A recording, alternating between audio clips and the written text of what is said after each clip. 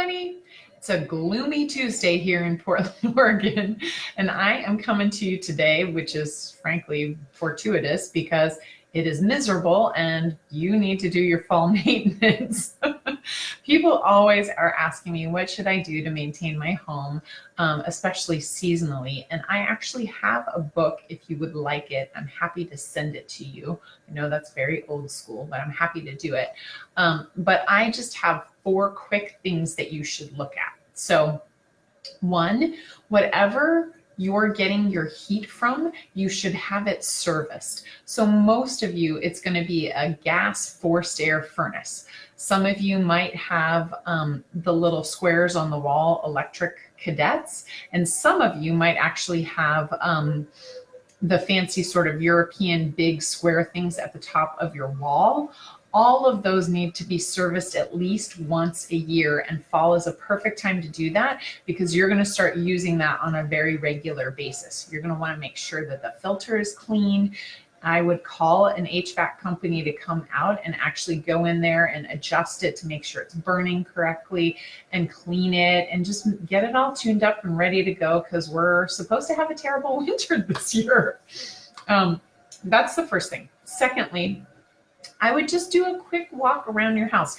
Even if you have a townhouse, even if you have a condo, what you're looking for are holes in the siding or in any venting, cracks in any of the siding or any of the venting, or places where little things can get in, because mice and rats, which we have a ton of in Portland, love to nest. And squirrels also. I had squirrels in my attic last year, which were a nightmare to get out of the attic.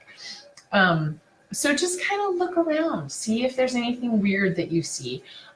Go in your basement, and ideally if you have a crawl space, you should go in there, although I probably wouldn't want to, and check if there's any water. If there is, go outside and check if there is a downspout that maybe is disconnected or just draining right on the foundation. And then let me see my list. I'm just looking at my list. You want to also trim your plants away from your house.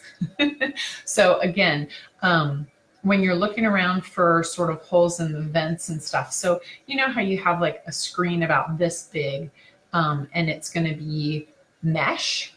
A lot of times little animals, like sometimes even cats, raccoons, rats, mice, they pull it apart or chew through it to get into your crawl space or your basement and nest.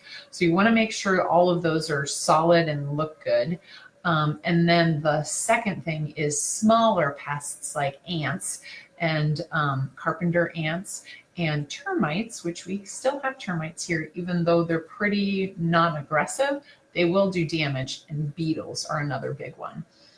If you have those beautiful vines on the side of your house, you want to at least check once a year to make sure there's nothing behind it, like a nice channel for termites to get into your house, or beetles, or ants, or anything like that.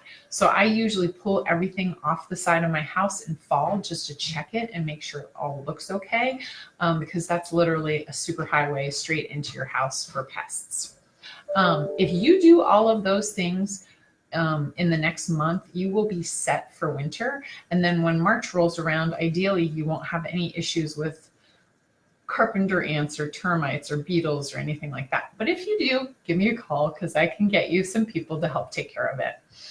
As always, comment below or just let us know what you want me to address, because of course I want to answer any of your questions that you have, and reach out to us, Claire at Paris Group Realty. And I hope you have a great dreary day, and we'll talk soon. Take care.